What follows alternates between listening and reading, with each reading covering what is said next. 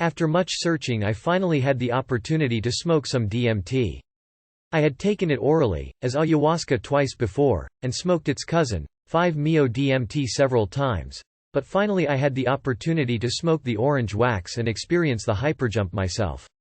My facilitator loaded 40 mg into a glass freebase-type pipe. He gave me careful instructions on how to smoke it, including a warning that it would taste god-awful.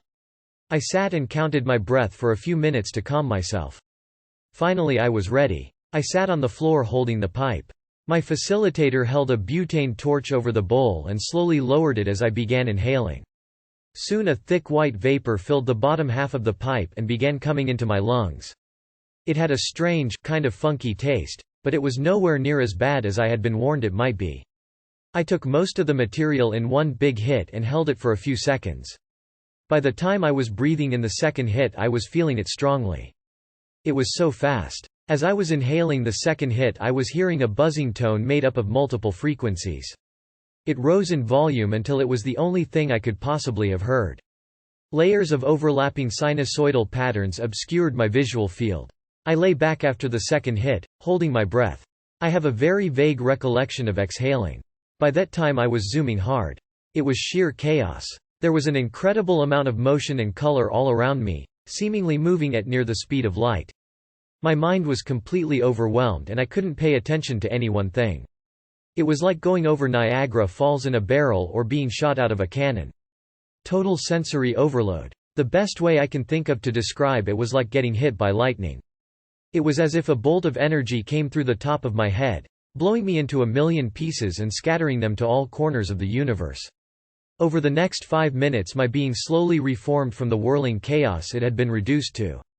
My visuals were a jumbled mixture of fantasies, memories and things from the room mixed with strange geometric forms. I don't remember most of what I saw, as it was simply too damn fast.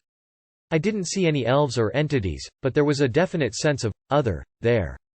It felt like it was waiting for me, watching and possibly even interacting with me on some level. According to my sitter, my eyes were alternating between open and closed during the trance part of the experience, but I couldn't discern any difference that I recall. As I came back I remembered where I was and what was going on and smiled. The room was a curious yellow-orange color. I wondered if my vision were permanently tinted. The ceiling was writhing and crawling into itself. After another 5 minutes I was ready to speak and sit up.